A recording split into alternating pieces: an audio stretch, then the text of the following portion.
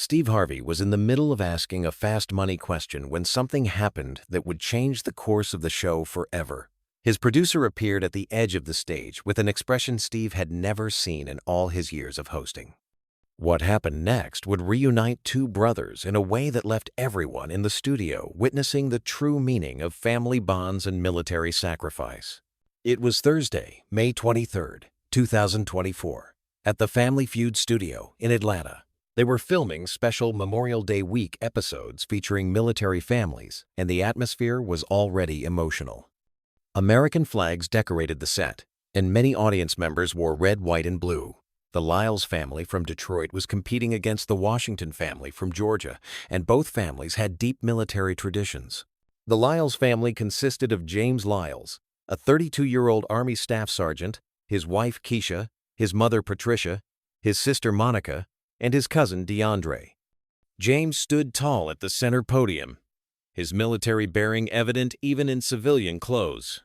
But there was something else visible to anyone who looked closely, a weariness in his eyes, a tension in his shoulders that spoke of burdens carried too long.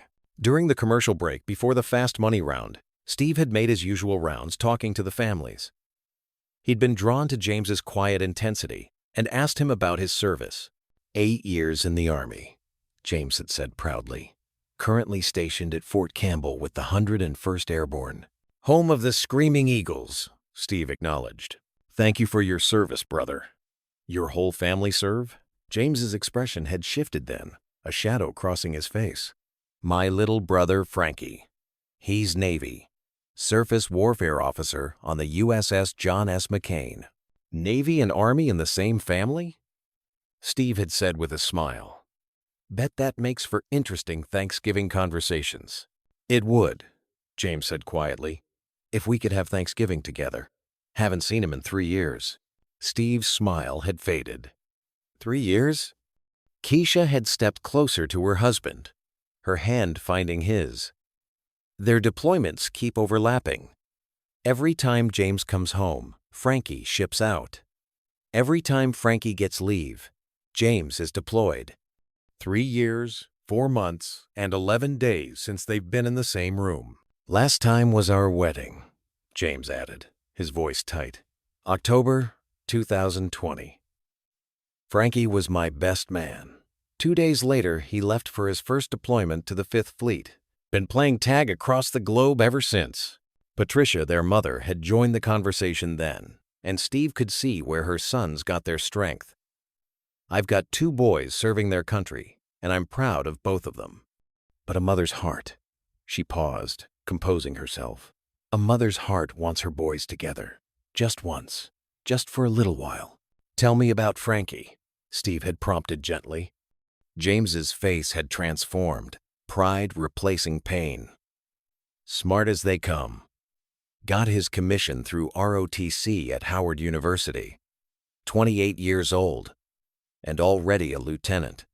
Surface Warfare Officer, SES. That means he drives the ship, manages navigation, weapons systems. He's on the USS McCain in the Indo-Pacific right now.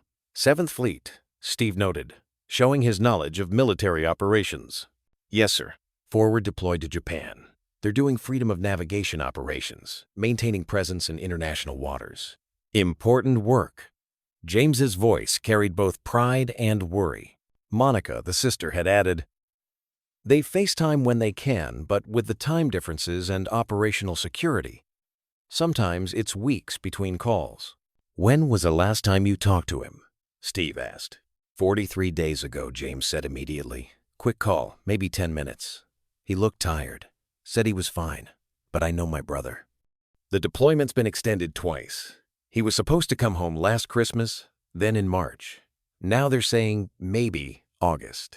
Steve had felt the weight of that separation. And you? Your deployment schedule? I'm supposed to deploy to Poland in September with NATO forces. 9-month rotation. James had looked at his family. Means I'll miss another Christmas. Means Frankie and I probably won't see each other for at least another year. Maybe more. That's why we're here, Keisha had said softly. The prize money. We want to fly the whole family to wherever they both can meet. even if it's just for a day. Even if it's some random airport halfway around the world. These brothers need to see each other. Now, as the game resumed, the Lyles family was doing well. They dominated the main game and were ready for fast money. The energy in the studio was high, but there was an undercurrent of emotion that made this feel different from a typical episode. "All right, Lyles family," Steve announced. "You've played an incredible game. James, as the team captain, who's playing fast money with you?" "My wife, Keisha," James said, squeezing her hand. "She's been my battle buddy through everything." "Beautiful," Steve said. "Keisha, you're going to go first. James, I need you to step backstage. Can't have you hearing her answers." As James walked off stage, Steve noticed him checking his phone, a habit born from years of waiting for news from overseas. The gesture was quick, practiced, disappointed when no messages appeared. "All right, Keisha," Steve said warmly. 20 seconds on the clock. Here we go. Name something military families are good at waiting for." Keisha's answer was immediate and raw. "Homecomings." The audience responded with sympathetic applause. Steve continued, "Name a place soldiers dream about." "Home," Keisha whispered. "Number of years that feel like forever." 3, Keisha said without hesitation, and everyone understood the significance. "Name something brothers share." "Memories." Her voice cracked. "Name something worth fighting for." "Family," Keisha said firmly. "Family is worth fighting for." The buzzer sounded, and the audience applauded warmly. Keisha's answers weren't just game responses. They were windows into the life of a military spouse, the sister-in-law waiting for two brothers to reunite.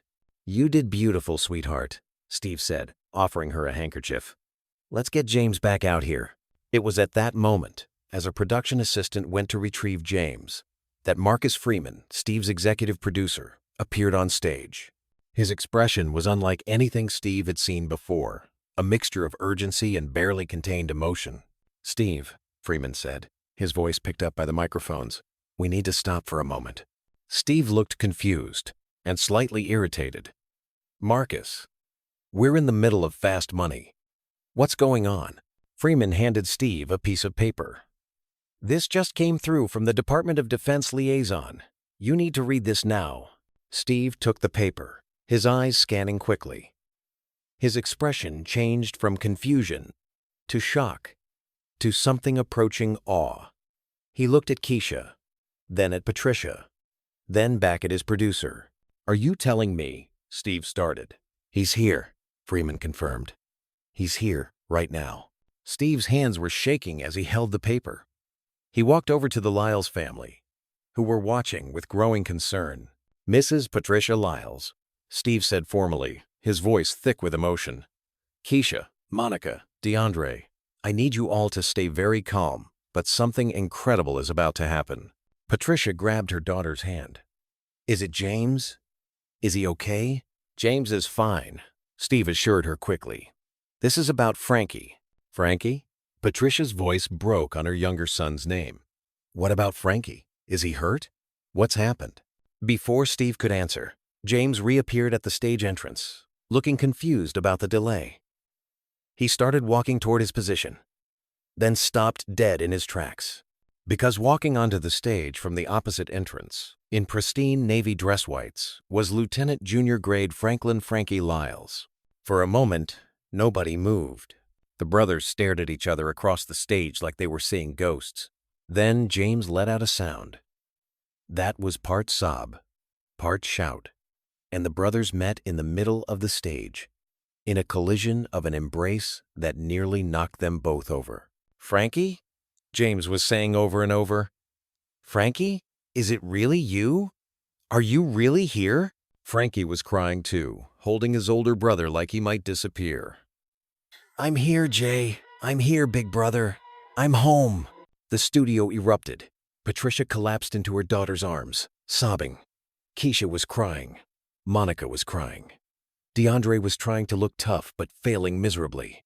Even the Washington family was in tears, holding each other as they watched the reunion. The brothers held each other for a long moment. 8 years of military service, 3 years of separation, countless missed moments, all crashing together in one embrace. When they finally pulled apart, they kept their hands on each other's shoulders, as if afraid to lose contact. "How?" James managed to ask. "You're supposed to be in the Pacific.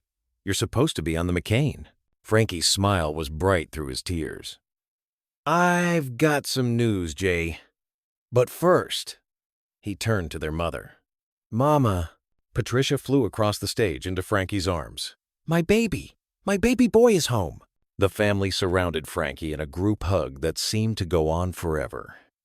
Steve stood to the side, openly weeping, not even trying to maintain his composure. When they finally separated, Steve approached carefully. "Lieutenant Lyles," Steve said, his voice rough with emotion. "Welcome home, sailor." Frankie turned and saluted sharply. "Thank you, Mr. Harvey. Thank you for letting me surprise my family." "Son, I didn't even know this was happening until 2 minutes ago," Steve admitted. "How long have you been planning this?" "My ship pulled into port in San Diego 6 days ago," Frankie explained. "Unexpected maintenance issue. We're in for at least 3 weeks of repairs. When I found out my family was going to be on Family Feud for Military Week, I called everyone I knew. My CO, the Navy liaison, even reached out to some friends at the Pentagon. Everybody moved mountains to get me here." "6 days ago?" James interrupted, still gripping his brother's arm. "You've been stateside for 6 days and didn't tell us?" Frankie grinned, and suddenly Steve could see the little brother beneath the officer. "Wanted to surprise you. Been hiding out in Atlanta for 2 days, waiting. Mr. Freeman here almost had a heart attack when I showed up at the studio this morning." Freeman confirmed from off stage. "Nearly gave me a panic attack. Shows up in dress whites at 6 a.m., talking about surprising his family." Steve turned to the cameras, then back to the brothers. "Frankie, James says you two haven't seen each other in 3 years. Tell us about that." Frankie's expression sobered. 3 years, 4 months, and 11 days. Not that I'm counting. He looked at his brother. "Jay deployed to Afghanistan 2 weeks after my wedding. I was already underway in the Pacific. We've been missing each other ever since. Every time one of us comes home, the other ship's out." "Until now," Steve prompted. "Until now," Frankie confirmed. But then his expression changed, and Steve caught something in his eyes. "Actually, Mr. Harvey, that's part of why I'm here. I have an announcement." James's grip on his brother tightened. "What kind of announcement?" Frankie took a deep breath. "Jay, I need to tell you something. My ship didn't just come in for maintenance. I mean, it did, but I'm not going back out with them." "What?" James looked confused. "What do you mean?" "I got selected for a new assignment. Shore duty." Frankie's voice was steady, but emotional. "I'm going to be an instructor at the Surface Warfare Officers School in Newport. 3-year assignment, no deployments. I'm going to be stateside for the next 3 years." The family's reaction was immediate and overwhelming. Patricia let out a cry of joy. James grabbed his brother in another hug, this time lifting him off the ground despite Frankie being nearly the same size. "Shore duty?" James kept repeating. 3 years? You're staying home for 3 years? "That's not all," Frankie said when James finally put him down. He reached into his pocket and pulled out another set of papers. "Jay, I know you're supposed to deploy to Poland in September." "Don't remind me," James muttered. "Well, what if I told you that you might not have to?" James froze. "What are you talking about?" "Remember Captain Morrison from your brigade headquarters? Turns out his brother is Admiral Morrison in Naval Personnel Command. When he heard our story about how we keep missing each other, he made some calls." Frankie handed the papers to his brother. "It's not official yet, needs your CO's approval, but there's an opening for an Army liaison position at Fort Meade. It's a 3-year assignment. You'd be working with joint forces, including Navy personnel at the Naval Academy." James's hands shook as he read the papers. "Fort Meade is 2 hours from Newport," Frankie finished. 2 hours, Jay. We could see each other every weekend. Holidays, birthdays. Just be brothers again." James looked up from the papers. tears streaming down his face. Is this real? This is really possible? Your command is supportive? Frankie confirmed. Captain Morrison already spoke to your battalion commander. They think your experience would be valuable in a joint forces environment. It's yours if you want it. Keisha spoke up for the first time, her voice trembling. No deployment? James wouldn't deploy? Frankie smiled at his sister-in-law. No deployment. He'd be home every night. You could finally start that family you've been putting off. That broke James completely. He pulled Keisha into the embrace with him and Frankie. We've been waiting, he said roughly. Waiting until the deployment stopped. Waiting until life could actually begin, Keisha finished softly. Steve, who had been standing back letting the moment unfold, stepped forward. I need everyone to understand what we're witnessing here. These brothers have sacrificed years of their relationship for service to our country. 3 years without seeing each other. 3 years of missed birthdays, holidays, everything. And now we get a second chance, Frankie said. We get to be brothers again, not just on FaceTime or in letters. Actually be there for each other. Tell us about those 3 years, Steve prompted gently. What was the hardest part? The brothers looked at each other. A lifetime of communication in that glance. James spoke first. The not knowing. Frankie's ship operates in contested waters. Every time I'd see news about naval incidents in the Pacific, I'd panic. Couldn't reach him for days sometimes because of operational security. Frankie nodded. Same for me. Jay was in Afghanistan, then Syria. I'd hear about attacks on bases, IEDs, and have to wait sometimes weeks to hear he was okay. You're out there doing your job. But part of your mind is always worried about your brother. And the missed moments, James added. Frankie made Lieutenant JG, and I wasn't there. I made Staff Sergeant, and he wasn't there. Birthdays alone. Christmas via satellite delay. Our little sister graduated college. He gestured to Monica, and neither of us could make it. Monica spoke up, tears in her eyes. I had both my brother's pictures on chairs at my graduation. Everyone else had their family there, and I had photographs. But we're here now, Frankie said firmly. That's what matters. We're here now, and we're staying. Steve turned to Patricia. Mrs. Lyles, you raised 2 sons who both chose to serve. How has that been for you as a mother? Patricia took a deep breath, composing herself. Pride and terror, Mr. Harvey.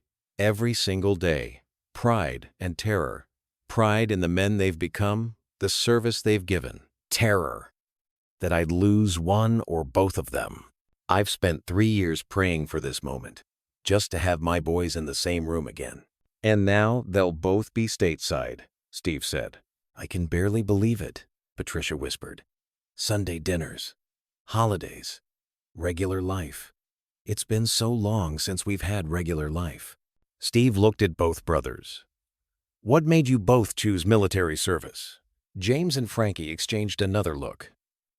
Our grandfather, they said in unison, then smiled at the synchronized response. James continued. Grandpa Willie served in Vietnam, Marine Corps. He used to tell us stories about brotherhood, about service.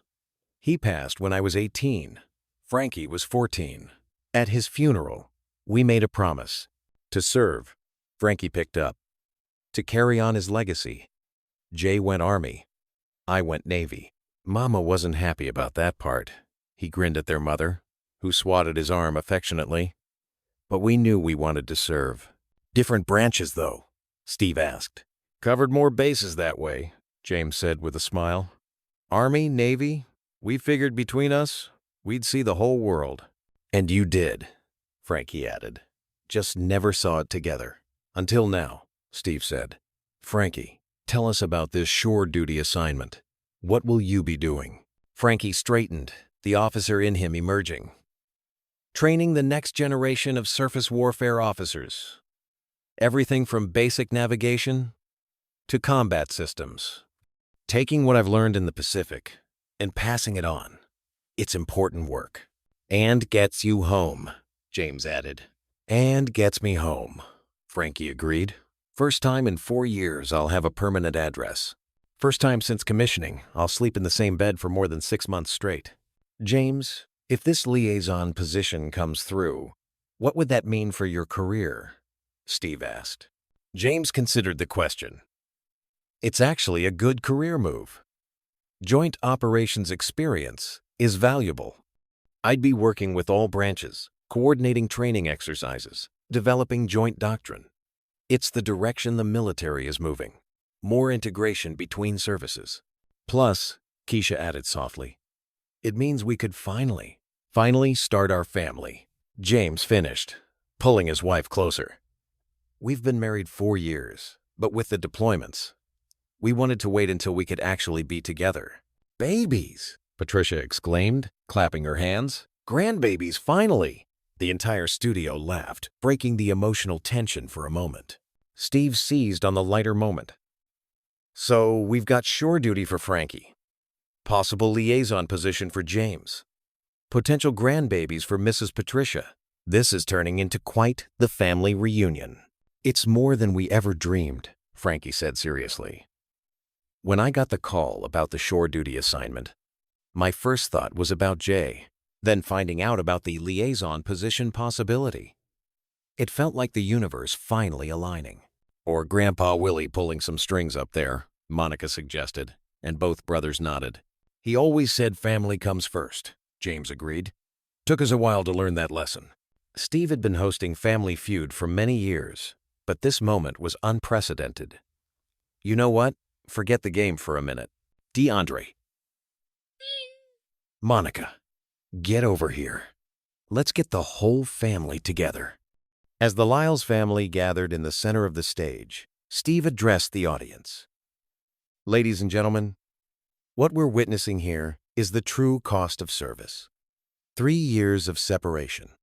3 years of missed moments, but also the incredible bond that survives that separation. He turned to the Washington family. I hope y'all don't mind, but I think we need to do something different today. The Washington family patriarch, an older gentleman, stood up. Mr. Harvey, I served in the Army for 22 years. What these young men have sacrificed, we're just honored to be here for this moment.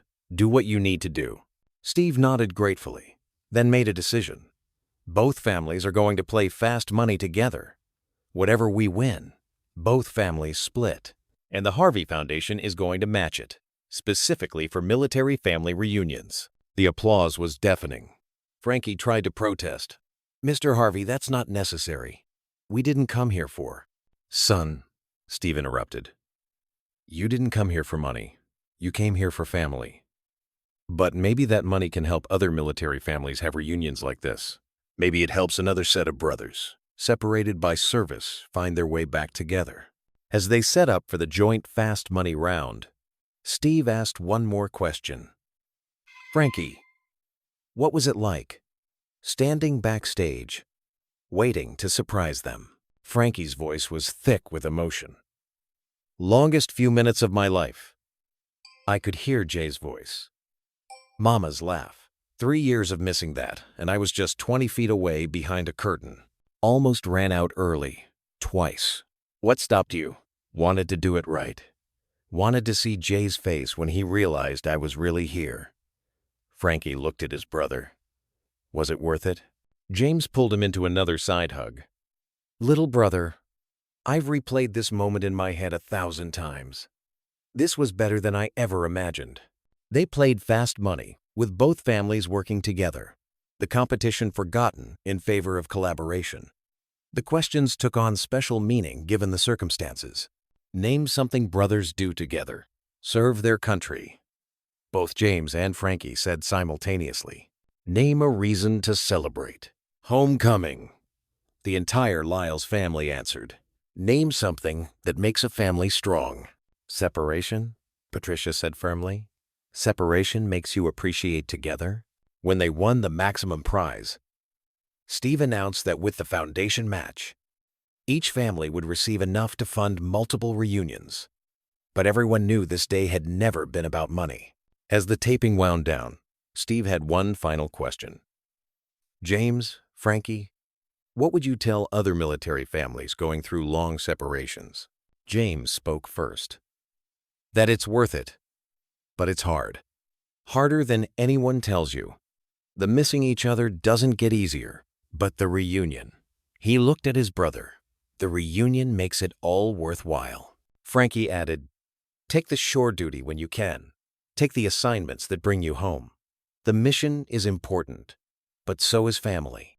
Grandpa Willie used to say, you can serve your country and serve your family. Sometimes you just have to figure out how to do both. And communicate, Keisha interjected. Even when it's hard. Even when the time zones are impossible. Even when you only have 5 minutes. Those 5-minute calls kept us going. Patricia had the final word. And for the mothers, the families waiting at home, lean on each other. Find other military families. Share the burden. No one understands like someone else going through it. 6 months later, the Lyles brothers had settled into their new assignments. James had received approval for the liaison position and was working at Fort Meade, living in a house just off base with Keisha. Frankie was established at Newport, teaching young officers the skills that had kept him safe in the Pacific. True to their plans, the brothers met almost every weekend, sometimes in Newport, sometimes at Fort Meade, often at their mother's house in Detroit.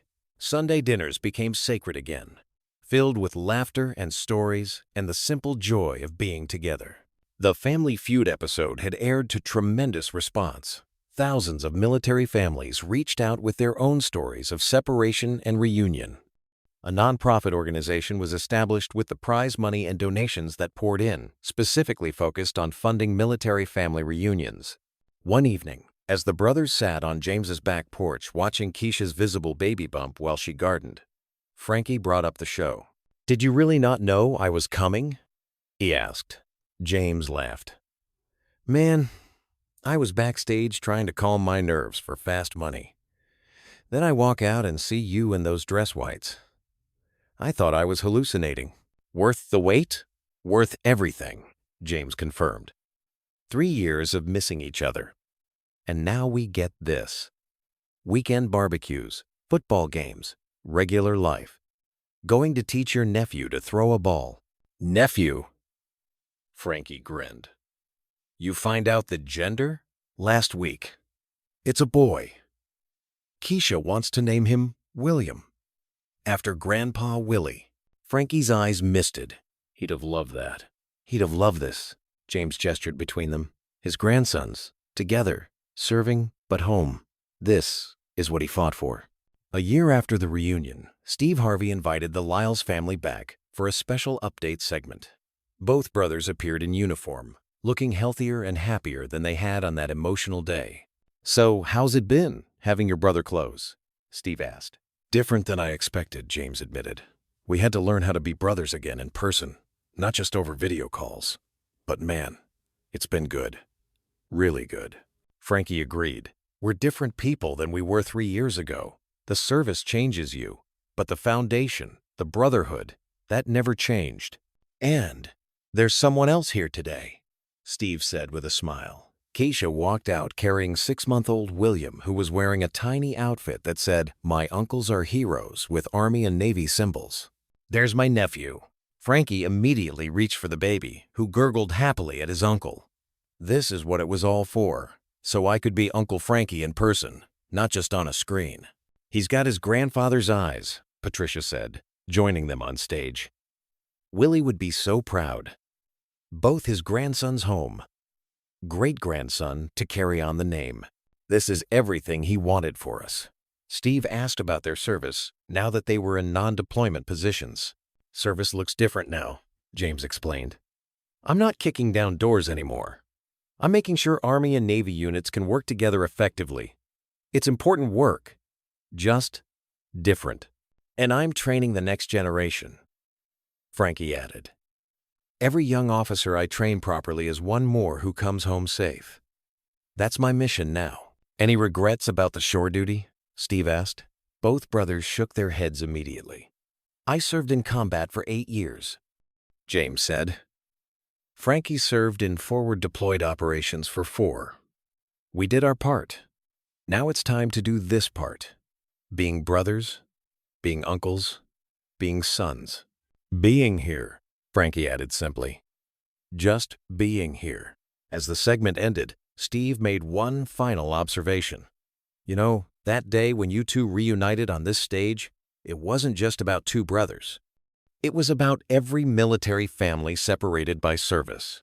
You showed America what that sacrifice looks like, but also what the reunion can be. We get messages every day, James said. Other military families who've been motivated to prioritize reunion, to take those shore assignments, to find ways to serve while staying close. If our story helped even one family reunite, it was worth it. It helped hundreds, Steve confirmed. The foundation has funded over 200 military reunions in the past year. 200 families brought together because you two showed what was possible. As the camera stopped rolling, the Lyles brothers stood together. Frankie still holding baby William, James with his arm around Keisha, their mother and sister nearby. They'd lost 3 years to separation, but they'd gained something precious, the knowledge that brotherhood could survive anything, and the determination to never take proximity for granted again. The promise they'd made at their grandfather's funeral had been kept. They'd served with honor. But the promise they'd made to each other on that Family Feud stage was equally important. To be present, to be brothers, to build the family life their service had protected but prevented them from enjoying. 2 brothers, 2 branches, one unbreakable bond. The Lyles brothers had shown America that sometimes the greatest act of service is knowing when to come home. And thanks to a surprise on Family Feud, they'd finally found their way back to each other, exactly where they belonged.